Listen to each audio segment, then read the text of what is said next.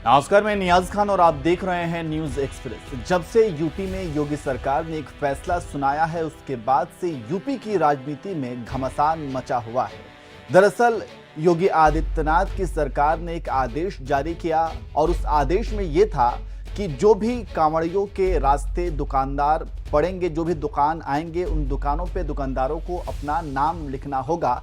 पहचान के साथ ही कांवड़िए जो है वहाँ पे सामान खरीद सके या खा पी सके, ताकि कोई भी दिक्कत ना हो और किसी की आस्था को ठेस भी ना पहुँचे। और इसी फैसले के बाद से यूपी की राजनीति गरमाई हुई है और पूरा विपक्ष जो है योगी के इस फैसले का विरोध कर रहा है। और अब इस पूरे मुद्दे में बाबा रामदेव ने भी एंट्री मार ली है। जी हां, बाबा रामदेव ने इस पूरे मामले में क्या कुछ कहा है, आइए हम आपको बताते हैं। दरअसल बाबा रामदेव ने कहा, पूरी दुनिया की नजर भारत पर है। रामदेव को अपनी पहचान बताने में दिक्कत नहीं है तो रहमान को क्यों दिक्कत है। हिंदू और मुसलमान सबको अपनी पहचान बतानी चाहिए। हमारे ईश्वर एक हैं, किसी को अपनी पहचान बताने में दिक्कत नहीं है।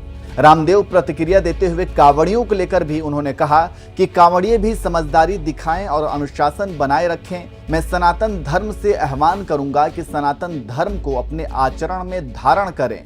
हमें अपने आचरण से परिचय देना चाहिए। तो इस तरीके से बाबा रामदेव ने इस पूरे मुद्दे को लेकर के इस तरीके का बयान दिया है और ये कह दिया है कि जो भी योगी सरकार का फैसला है उसमें कुछ भी गलत नहीं है। कांवड़ियों को लेकर के उन्होंने कहा कि उन्हें भी अपने सनातन धर्म के आचरण का परिचय देना चाहिए। हम आपको बता दें कि ये पूरा मुद्दा जो है तब गरमाया था जब योगी सरकार ने यह आदेश जारी कर दिया था कि कांवड़ियों की रूट पे जितने भी दुकानदार हैं या भी जो भी दुकानें मौजूद हैं, उन दुकान के मालिकों को अपना नाम लिखना होगा। ये बताना होगा कि उनका नाम क्या है, उसके मालिक कौन है, ताकि कांवड़ियों को किसी भी तरीके की दिक्कत ना आए। और इसी फैसले के बाद से यूपी की राजनीति गर्मा गई थी। विपक्ष के कई नेताओं ने योगी के इस फैसले का विरोध किया था। चलिए हम आपको विपक्षी नेताओं के कुछ ट्वीट्स भी पढ़ करके सुना देते हैं कि उन्होंने क्या कुछ कहा था। सबसे पहले तो अखिलेश यादव ने ट्वीट करके लिखा था कि मुजफ्फरनगर पुलिस ने जनता के भाईचारे और विपक्ष के दबाव में आकर आखिरकार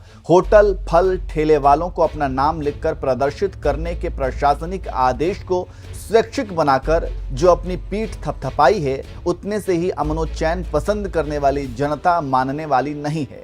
ऐसे आदेश पूरी तरह से खारिज होने चाहिए। माननीय न्यायालय सकारात्मक हस्तक्षेप करते हुए शासन के माध्यम से यह सुनिश्चित करवाएं कि भविष्य में ऐसा कोई भी विभाजनकारी काम शासन प्रशासन नहीं करेगा। ये प्रेम और सौहार्द से उपजी एकता की जीत है। इसके अलावा अखिलेश यादव ने एक और ट्वीट किया था और उस ट्वीट में लिखा था, और जिसका नाम गुड्डू, मुन्ना, छोटू या फत्ते है, उसके नाम से क्या पता चलेगा।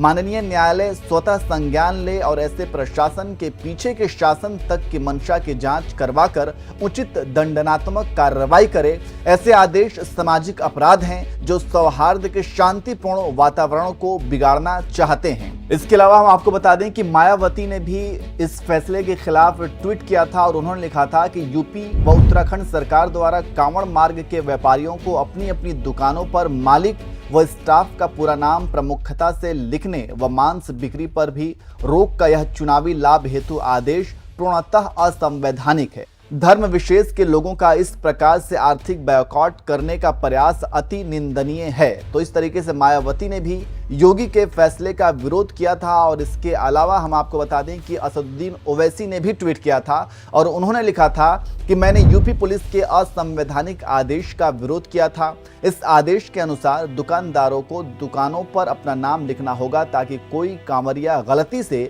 मुसलमान की दुकान या ठेले से कुछ खरीद ना ले। किसी कथित धर्म गुरु ने मुझे धमकी देते हुए वीडियो जारी किया है।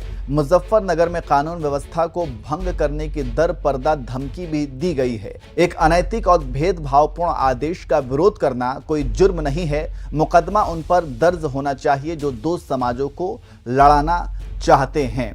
तो इस तरीके से हम आपको बता दें कि असदुद्दीन ओवैसी ने जो है योगी सरकार के फैसले का विरोध किया और उन्होंने ये कह दिया कि ये फैसला जो है वो समाज को बांटने वाला है।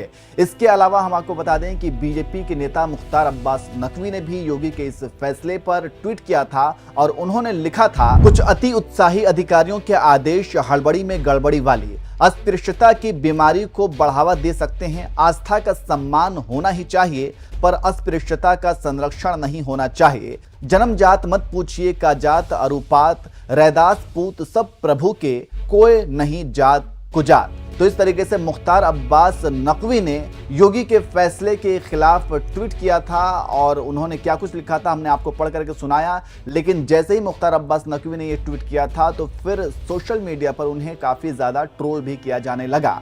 और जब उनको बहुत ज़्यादा ट्रोल किया जाने लगा तो फिर से मुख्तार अब्बास नकवी ने उन ट्रोलरों के लिए क्या कुछ लिखा, चलिए पढ़कर वो भी आपको सुना देते हैं। अरे ट्रोलर टट्टुओं, कांवड़ यात्रा के सम्मान श्रद्धा का सर्टिफिकेट कम से कम मुझे तो मत बांटो। मेरा हमेशा मानना है कि कोई भी आस्था असहिष्णुता अस्पृश्यता के बंधक नहीं होनी चाहिए।